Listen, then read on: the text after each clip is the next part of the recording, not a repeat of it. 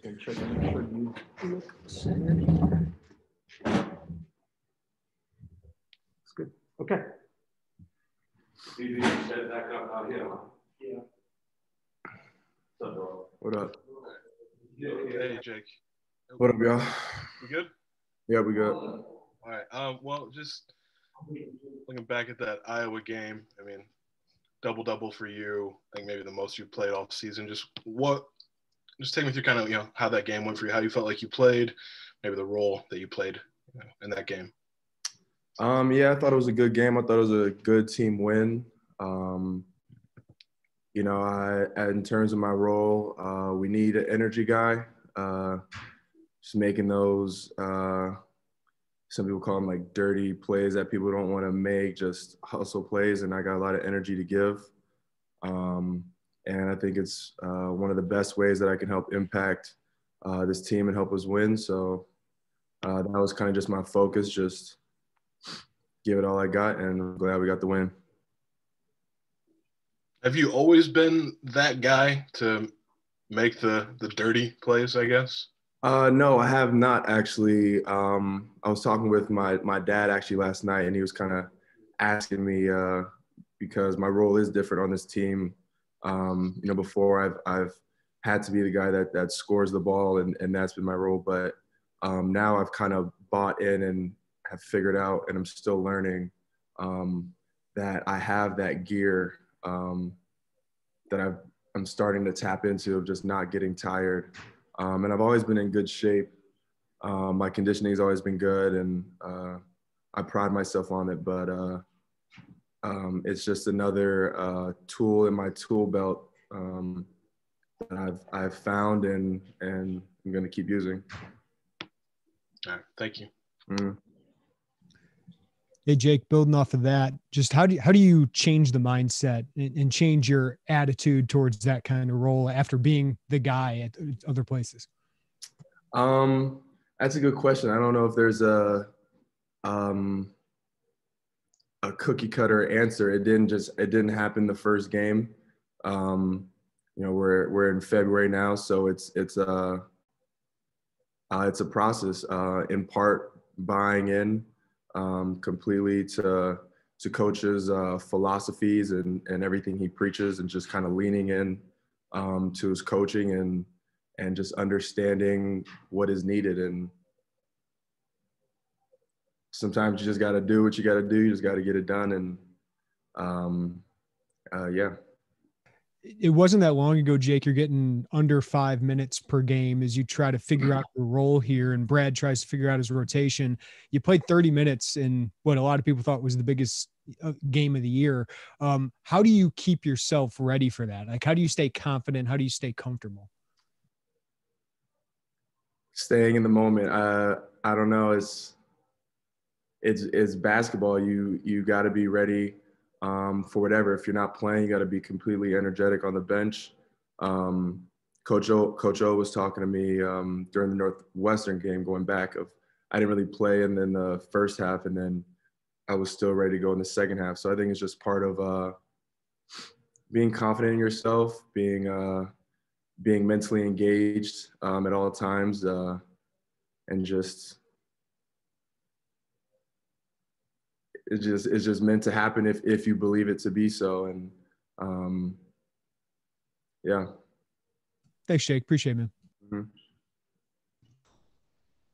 Jake, I'm curious, when you do check in with your dad, like you said you did, what's the conversation? What are you checking in for? What are you talking about? What's the topic of conversation?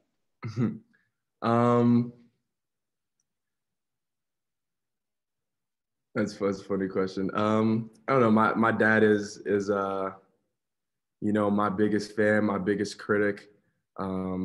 He likes to check in and see how practice was for me, and what the coaches are telling me. And I try not to give him too much, keep him guessing, let him just see for himself. I don't know. He's just he has dad questions, and I give him son answers, just minimal, just little tidbits. I don't know. Have you ever talked to your dad about something he wants you to do well in? And it's kind of like that. yeah, I mean, when I called my dad from college, it was like, yeah, my grades are fine, stay off my back. So Yeah, stuff you like have to do that kind of stuff, or is it mostly centered around basketball? Both. Grades and basketball is equally as important to him. Yeah. Okay, thanks. Mhm.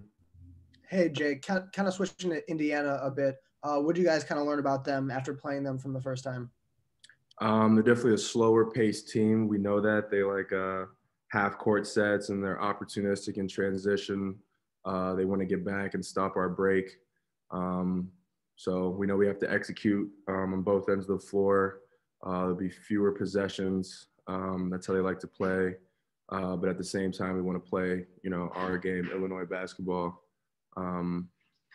So it really just comes down to our stuff, Illinois stuff, our team stuff, making sure we execute for 40 minutes. And then Brad has kind of talked about you guys can't ride the emotional roller coaster of this team anymore. So after a big win, how do you kind of avoid a letdown in the next game? Forget about it and refocus ourselves and looking at our next step, looking where we're stepping next, where we're walking. It's just the next game in the season. It's how it is. Thanks, Jake. Mm-hmm. Hey, Jake, back-to-back starts here. How did you find out? Do you remember kind of the way that coach told you, and what did that mean to find yourself back in the starting lineup? I don't really think much into it. It's not really about that for me or anyone on the team. We have one goal, which is to win. I forget what day in practice it was, but we knew we were having a shift. And then in practice, he told me I was in the first group for practice, and you can usually tell based off practice, how his rotation is going to look. And then I was just given an opportunity and use it to do everything I can to help us win. You talked about understanding your role. Does that ability to do that come with just being older and being a more mature player? Like if we would have gone back 4 years ago and said you're going to have to, shape your game around a role, would you have been as understanding or able to do that as you are today? I'd like to say I'd have been understanding because it's not like I became unselfish recently. So I don't think I could say I would have had a different response to it years ago, but definitely being older and being able to see and understand what needs to be done at a higher level definitely helps. Thanks, Jake. Mm-hmm. Jake, just theoretically halfway through the Big Ten season with 10 games under your belt, how do you assess where your team is? It's a good question.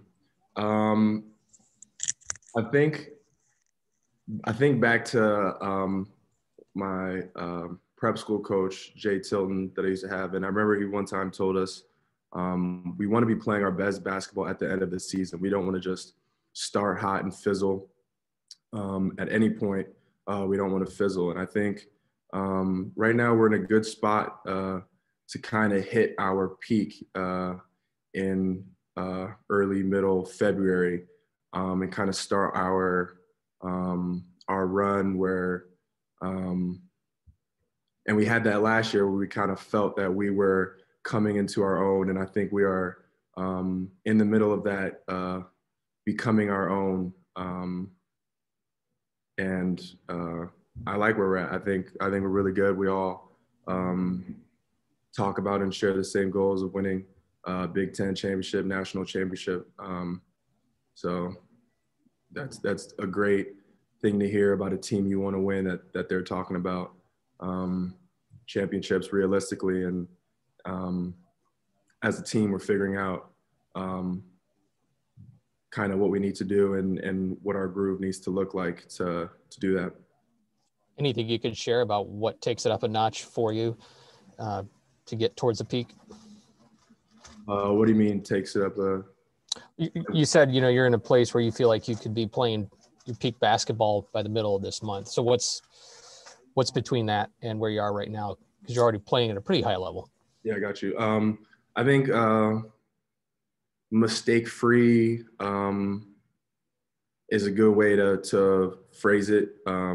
Sometimes it's hard to see from a fan perspective how the game breaks down, but when you know like what the scouting report is and understand that, you would have if you knew what the scouting report was, you'd have a better understanding of how things are happening or falling apart. So I think becoming really solid in our scouting report, one of our stats we talk about after the game is how many scouting reports mistakes we made. If you were supposed to go under a guy, you went over and he scored, that's a mistake. So I think our principles are so based off defense that's a pretty good way to gauge it. Because we can all score the ball. We got a lot of talented people on the team, but yeah. Very good. Hey, thanks. Yep. Jake, Indiana is not a very big team. They're not comparatively a very good rebounding team. I mean, compared to the rest of the Big Ten. And so I'm curious as to what your role is playing the kind of like the stretch 4 wing role. Play as hard as I can when I'm out there and try to get everything that happens comes off me playing as hard as I can. So that's how I approach it. Well, sorry, that was a terrible question. What I mean is you got a double-double last game. Rebounding is sort of the key to your playing time. Maybe it always has been. And is that a focus for you tomorrow as a matchup with Indiana? Sure. You got to get the rebound. It's just me playing hard and giving all the energy I have, and anything that comes from that is a byproduct of that. For real. All right. Yeah. Thanks. Mm-hmm. Hey, Jake, I'm just curious what the difference might be from maybe last season seeing and thinking about where you would fit with this team to this year, maybe going and doing that. Just what was the first part? What was maybe the difference between last year and watching and thinking about where you fit, and then this year, going and figuring that out on the court? I don't think I have that answer. Last year I was kind of more observing, and I don't think of course I like envisioned myself on the court, but I didn't have like a set mindset of what my role was going to be. It's kind of just come into itself, and it still is. So I don't know if I have a great answer for that. I kind of just like live in the moment. I don't get too worried about looking too far ahead and what if this, then this might happen. I just kind of chop the wood and keep hacking at it and hope something good happens. Okay. All right. Thank you. Mm-hmm. Hey, Jake, I had a quick follow-up. You talked about the peak and the scouting report, not having many of those errors or fewer of those errors, I should say. Is this something like you guys as players, like you kind of talk about like, hey, we're starting to get to this point, or is it just kind of an unspoken thing that just given the way that the post-game conversations and the reviews are going? We talk about it, but you can kind of feel it when everyone's locked in, once you're getting multiple stops in a row, the score isn't getting away from you. There's definitely key signs that show within the game. We're not talking about it in the game. Like don't make that scouting report error, but you can feel it. Yeah, you can see it and feel it. Thanks, Jake. Yep. Okay. Anything else for Jake? Did I miss anything? Got everybody? Okay, Jake, thanks for your time. We'll stand by here and get started with Coach here in a little bit. Cool.